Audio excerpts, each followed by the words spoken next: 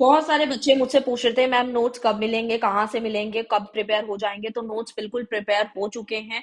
और चाहे आप SOL, DU, NCR, IGNOU, IP कोई से भी यूनिवर्सिटी के हैं, तो ये नोट्स बहुत इंपॉर्टेंट है। क्या क्या बेनिफिट्स है वो मैं आपको अच्छे से समझा देती हूँ। इजी लैंग्वेज है, बिल्कुल इजी लैंग्वेज है।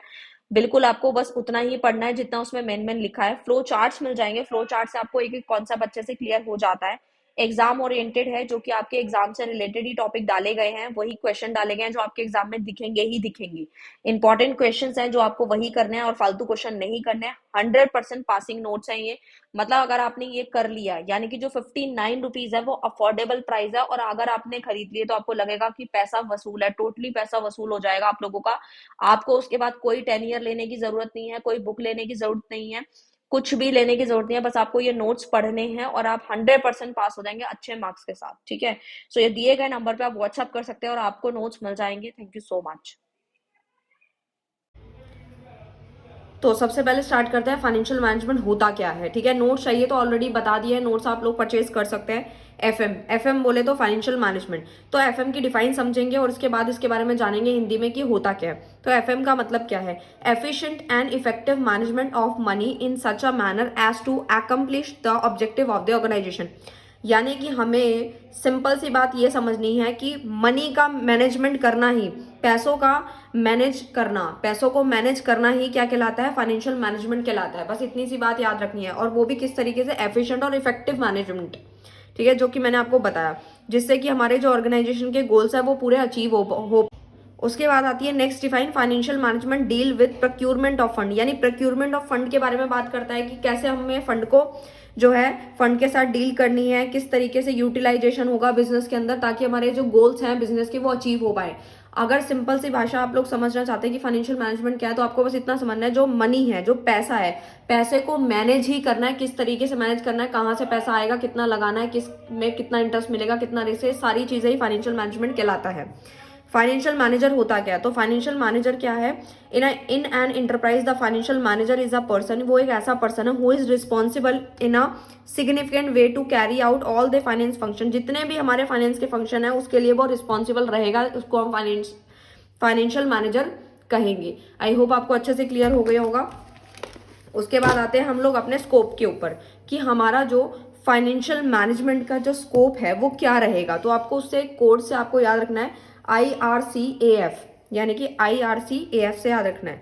तो आई मतलब इन्वेस्टिंग कैपिटल है, आर मतलब रेजिंग कैपिटल है, सी फॉर कैपिटल स्ट्रक्चर मैनेजमेंट है, A for analyse research of financial statement है, एंड एफ मतलब फाइनेंशियल प्लानिंग एंड कंट्रोलिंग है। राइट, तो इसके बारे में जानेंगे होता क्या, किसके बारे में ये डील करता है। तो सबसे पहले फाइनेंशियल मैनेजमेंट के स्कोप है। जैसे हर किसी का स्कोप होता है, तो ऐसे ही फाइनेंशियल मैनेजमेंट का भी अपना ही स्कोप है। यानी कि सबसे पहला आता है इन्वेस्टिंग कैपिटल, कि हमें पैसा जो है, कैपिटल जो है, जो पूंजी जो है बिजनेसमैन की, उसको इन्वेस्ट करना है। देखो, इन्वेस्ट करेंगे तभी तो कुछ मिलेगा ना। अगर मान लो हम अपनी तिजोरी के अंदर रखे रहेंगे तो कभी भी वो पैसे बढ़ेंगे नहीं? बढ़ेंगे, ना ही उसका इंटरेस्ट बढ़ेगा, ना ही कुछ बढ़ेगा, ना हमें एक्स्ट्रा कुछ मनी जनरेट हो पाएगी।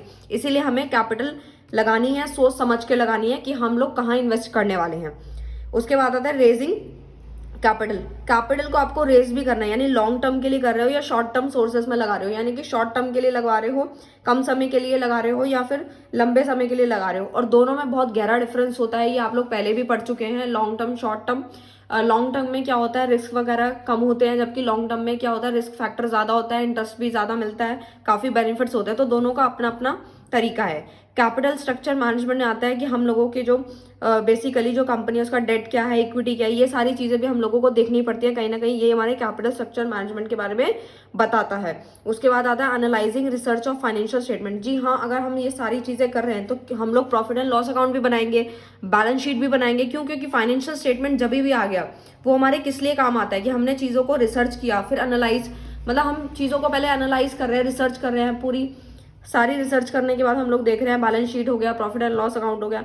फिर फाइनेंशियल प्लानिंग भी करनी पड़ती है, कंट्रोल करना पड़ता है कि कितना पैसा आप कंट्रोल करना है, कहाँ से कितना आएगा, किस तरीके की प्लानिंग हो रही है। तो ये सारे के सारे जो है वो स्कोप है, बहुत इंपॉर्टेंट है, जो मैंने आपको बहुत अच्छे से समझा दिए।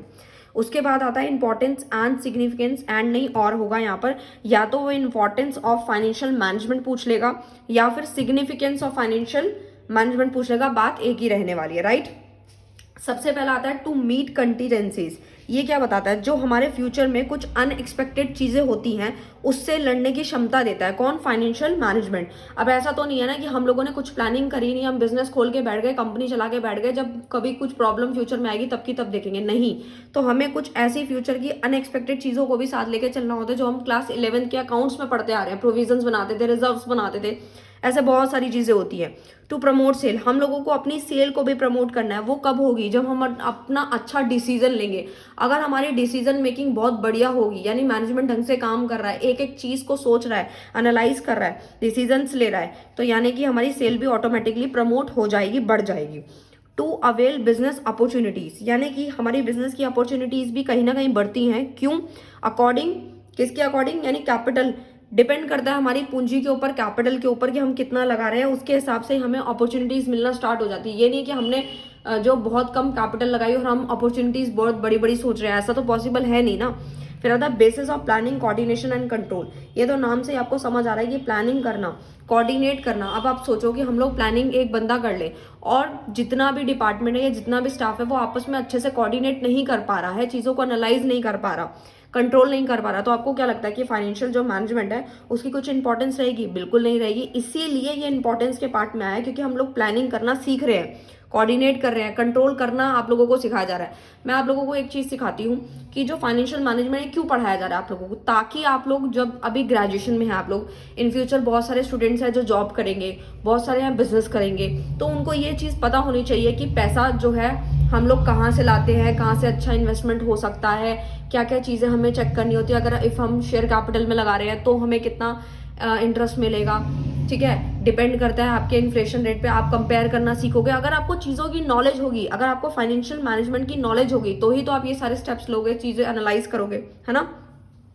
उसके बाद आता है optimum allocation and utilisation of resources, यानी कि आपके जो रिसोर्सेज हैं, संसाधन जो हैं, वो भी यूटिलाइज होने चाहिए। यानी कि ऐसा नहीं है कि आप लोगों ने जो रिसोर्सेज हैं वो आपके यूटिलाइजेशन में नहीं है, बिल्कुल होंगे, तभी आपको रिटर्न ज़्यादा से ज़्यादा मिलेगा। क्यों? क्योंकि अगर आपकी वेस्टेज ज़्यादा होगी तो क्या ही आउटपुट मिलेगा। जब आपके रिसोर्सेज, आपके संसाधन यूटिलाइज हो रहे होंगे, पूरा ढंग से चीज़ें मैनेज हो रही होंगी, तो रिटर्न भी बहुत बढ़िया मिलेगा, मैक्सिमम टू मैक्सिमम मिलेगा। आई होप आपको अच्छे से क्लियर हो गया होगा। नेक्स्ट पे चलते हैं, जो कि हम लोगों ने क्लास 11th में भी पढ़ा रखा है और 12th में भी पढ़ा था। Financial management has to perform 3 function. जो हमारे फाइनेंशियल मैनेजर के बारे में पढ़ लिया, वो कौन सा पर्सन होता है ये मैंने समझा दिया आप लोगों को। फाइनेंशियल मैनेजर जो होता है वो बेसिकली 3 फंक्शंस करता है। पहला इन्वेस्टमेंट डिसीजन, दूसरा financing decision and third one is dividend decision. ये हमने बीएसटी में क्लास 12th में भी पढ़ा था। जो बच्चे भूल गए हैं कोई दिक्कत की बात नहीं है, एक एग्जांपल समझाऊंगी, आराम से समझ आ जाएगा। सबसे पहले आता है इन्वेस्टमेंट डिसीजन। इन्वेस्टमेंट डिसीजन में क्या होता है? बेसिकली डिसीजन रिगार्डिंग इन्वेस्टमेंट, यानी हम लोग यहाँ पे एसेट्स के बारे में बात करते हैं, हम लोग कुछ इन्वेस्ट करने की बात कर रहे हैं, यानी कि हम लोग कोई ऐसी जगह पैसा लगाने वाले हैं जहां पर हम लॉन्ग टर्म के लिए लगा रहे हैं। आप एसेट्स में कभी सोचते हैं कि पैसा लगा दिया है और उसके बाद जो अगले दिन आप ये सोचते हैं नहीं उसको बेच के पैसा आ जाएगा? नहीं ना। आपने बिल्डिंग खरीदी, लैंड खरीदी या कुछ भी मशीनरी है, बहुत सारे एसेट्स हैं जो आप खरीदते हैं। क्यों खरीदते हैं? ताकि आपको फ्यूचर में अच्छा जो है रिटर्न मिले, राइट। उसके बाद फाइनेंसिंग डिसीजन। फाइनेंसिंग डिसीजन होता क्या है? कैपिटल मिक्स होता है। कैपिटल मिक्स क्यों होता है? क्योंकि आप इसमें कैपिटल के बारे में बात करते हैं, ठीक है। कैपिटल का सारा स्ट्रक्चर आता है फाइनेंसिंग में। तीसरा आता है डिविडेंड। डिविडेंड कब मिलता है? आप लोग शेयर पे पैसा लगाते हैं, बहुत सारी चीज़ों पे पैसा लगाते हैं, जिसमें आपको एक्स्ट्रा मनी जो मिलती है, प्रॉफिट जो मिलता है, जो शेयर होल्डर्स होते हैं उनके बीच में प्रॉफिट डिवाइड हो जाता है, डिस्ट्रीब्यूट हो जाता है, जिसको हमने डिविडेंड का नाम दिया हुआ है। तो यानी मैनेजर को 3 फंक्शंस करने पड़ते हैं। जब कैपिटल की बात आ रही है, पूंजी की बात आ रही है, तो फाइनेंसिंग है, प्रॉफिट डिस्ट्रीब्यूशन है तो डिविडेंड है, और अगर हम कुछ इन्वेस्टमेंट कर रहे हैं एसेट्स में तो हमारा इन्वेस्टमेंट डिसीजन रहेगा। आई होप आपको अच्छे से क्लियर होती होंगी चीज़ें। उसके बाद आता है नेक्स्ट वाला टॉपिक, ये हमारा लास्ट टॉपिक है इस वीडियो का। उसके बाद बाकी के टॉपिक हम नेक्स्ट वीडियो में कवर करेंगे, क्योंकि हम लोग अभी स्टार्ट कर रहे हैं। ज़्यादा लंबी वीडियो नहीं बनाऊंगी ताकि आप लोगों को दिक्कत ना आए। लास्ट है ऑब्जेक्टिव ऑफ फाइनेंशियल मैनेजर कह लो, फाइनेंशियल और ऑर्गेनाइजेशन गोल कह लो, राइट।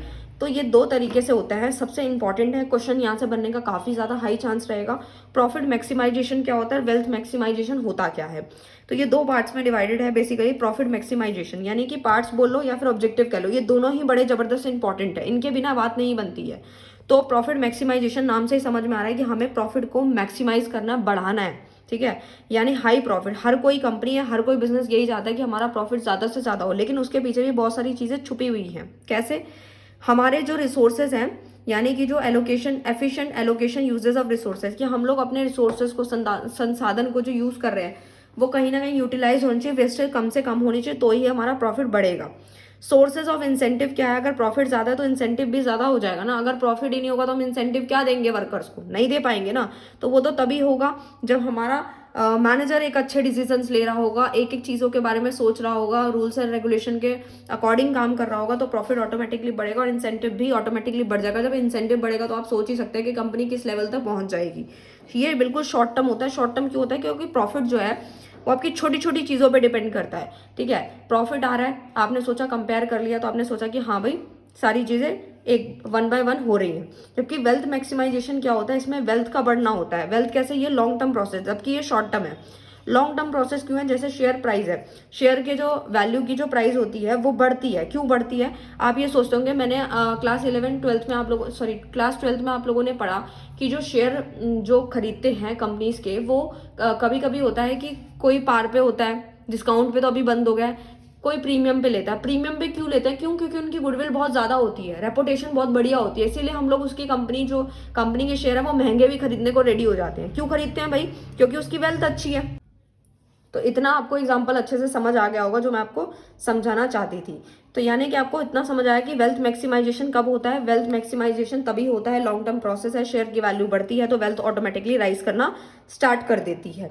ठीक है, तो शेयर कैपिटल भी ऑटोमेटिकली बढ़ना शुरू हो जाएगी। आई होप आपको ये पूरा टॉपिक अच्छे से समझ आ गया होगा। और कोई भी डाउट है आराम से कमेंट कर सकते हो, आपका अपना चैनल है। अगर किसी सब्जेक्ट में री आई है, आप पेड कोर्सेज लीजिए, वो भी बहुत रीजनेबल प्राइस पे है, मिल जाएंगे आपको और आप 100% पास हो जाएंगे। अगर आपको नोट्स चाहिए वो भी आपको टेलीग्राम या व्हाट्सअप कर दीजिएगा, जो मैंने डेमो में अभी बता दिया, आप वहाँ पे जाके कांटेक्ट कर सकते हैं, व्हाट्सअप कर दीजिएगा, वहाँ आपको नोट्स प्रोवाइड हो जाएंगे।